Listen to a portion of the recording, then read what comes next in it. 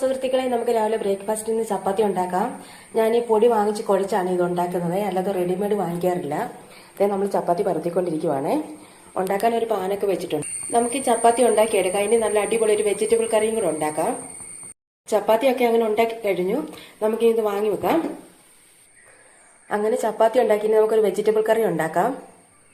സുഹൃത്തുക്കളെ, നമ്മളൊരു വെജിറ്റബിൾ കറിക്ക് വേണ്ടിയിട്ട് ഒരു ചെറിയ കിഴങ്ങ്, ഒരു ചെറിയ ക്യാരറ്റ്, ഒരു കുഞ്ഞു തക്കാളിയുടെ പകുതി, ഒരു കുഞ്ഞു സബോള, ഇച്ചിരി മല്ലിയില, ഇത്ര സാധനമായിട്ടാണ് നമ്മൾ വെജിറ്റബിൾ കറി ഉണ്ടാക്കുന്നത്. ചപ്പാത്തി ഉണ്ടാക്കി വെച്ചിട്ടുണ്ട്. നമുക്ക് വേഗം ഈ കറി ഉണ്ടാക്കാം.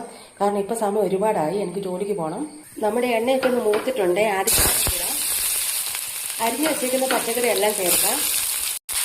അരിഞ്ഞു വെച്ച പച്ചക്കറി എല്ലാം ചേർത്തിട്ടുണ്ട്. ലേശം ഉപ്പിട്ടൊന്ന് ഇളക്കി അടച്ചു വെക്കാം.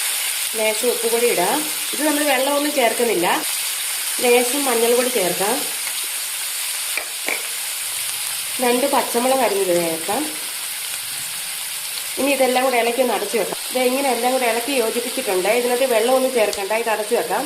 പച്ചക്കറിയുടെ വെള്ളം കൊണ്ട് നമുക്കിത് വെന്ത് കിട്ടും. കറിയൊക്കെ റെഡി ആയിട്ടുണ്ട്. ഇനി ഇതിലോട്ട് ലേശം മുളക് പൊടി ചേർക്കാം. ഒരു പൊടിക്ക് മുളക് പൊടി ചേർക്കുന്നുള്ളൂ. പച്ചമുളക് ചേർത്തിട്ടുണ്ട്. 1/2 ടീസ്പൂൺ മല്ലിപ്പൊടി കൂടെ ചേർക്കാം. ഇനി ചിക്കൻ മസാല. ഇത് രണ്ടും ഇളക്കി യോജിപ്പിക്കാം.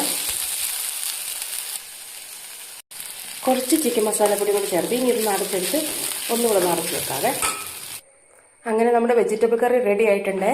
അപ്പോൾ ഇന്ന് നമുക്ക് രാവിലെ ബ്രേക്ക്ഫാസ്റ്റിന് ചപ്പാത്തിയും വെജിറ്റബിൾ കറിയാണ്. ഇനി ഇത് കഴിക്കാൻ സമയം 9:30 കഴിഞ്ഞിപ്പം. ഇനി ഞാൻ ഇത് കോളേജിൽ ചെന്ന് കഴിക്കാം.